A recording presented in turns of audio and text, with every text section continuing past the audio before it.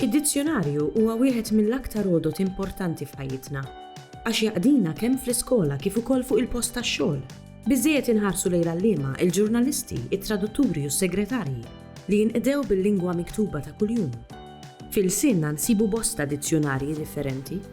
Uħud minnhom ikunu mill-Malti għal Malti, jiġifieri jkollhom ġabra ta' kliem Malti mfisser bil-sinna stess. Oħrajn imbagħad ikunu mill-Malti għal lingwi oħra, jiġifieri jkollhom ġabra ta' kliem Malti mfisser bil-sna oħra.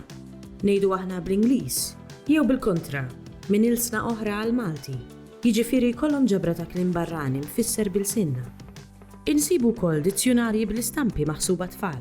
Xi dizzjonarji jkunu konċiżi u jinġabru f'volum wieħed, imma oħrajn ikollhom jinqasmu f'diversi volumi.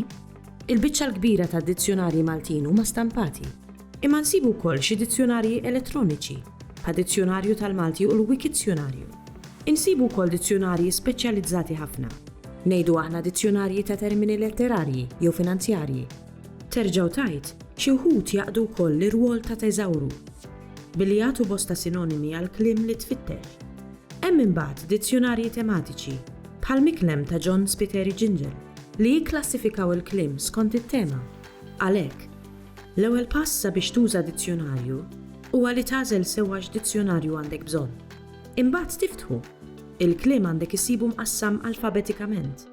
Jekk ma ssib xi kelma, jista' jkun li ma tkunx qed tfittixha kif suppost. Ngħidu aħna seraqiela, sraqt u serqu mhux se ssibhom bil-grassett, kull waħda f'entrata għalija, imma ssibhom taħt il-lemma ewlenija seraq.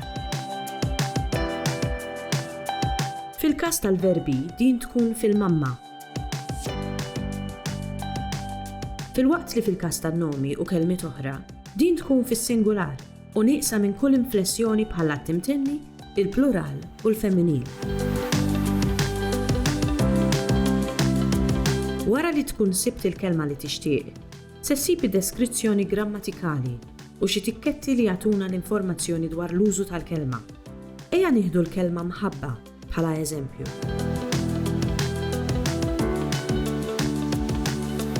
Għal min għadu qed ifittex l-imħabba, din insibuha taħt littra M. Naraw li l-vokali tal-leħen I hija miktuba żejra billi din mhix parti mill-kelma nfisha, imma żieda li tgħinha fit-tleħħin. Il-kelma mħabba hija miktuba bil-grassett, jiġifieri bold, u warajha għandna t-taqsiriet li jagħtuna deskrizzjoni grammatikali tal-kelma. Dan il-każ, in-N mim tfisser nom mimmat, il-F tfisser femminil u s-S tfisser singular. Il-P l jirreferu għal plural li jingħata eżatt wara. Wara d-deskrizzjoni grammatikali u t-tarif dwar l-użu tal-kelma, ngħidu aħna hija arkajka jew dispreġġattiva, insibu d-definizzjoni. Jekk il-kelma jkollha aktar minn definizzjoni waħda, dawn ikunu indikati b'numru. Xi dizzjonarji jidħlu f'aktar dettall u jagħtuna wkoll il-pronunzja skont l-alfabet fonetiku internazzjonali. Oħrajn jagħtuna l-erq, it-sokk u l-etimoloġija tal-kelma, jiġifieri jgħidulna x ġejja mill-Arbi jew minn xi lsien ieħor. U jekk tibqa' ma ssibx kelma, jista' jagħti l-każ li tkun fittixta taħt entrata b'oħra. Imma jaf jagħti l-każ ukoll li tkun skoprejt kelma ġdida jew li l-kelma tkun ħarbet lill-lessikografi, jiġifieri lill-kittieba ta' dizzjonarji. Wara kollox, il-lingwa mhix magħmula biss mill-kliem fid-dizzjonarji, imma mill-kliem fuq fom in-nies.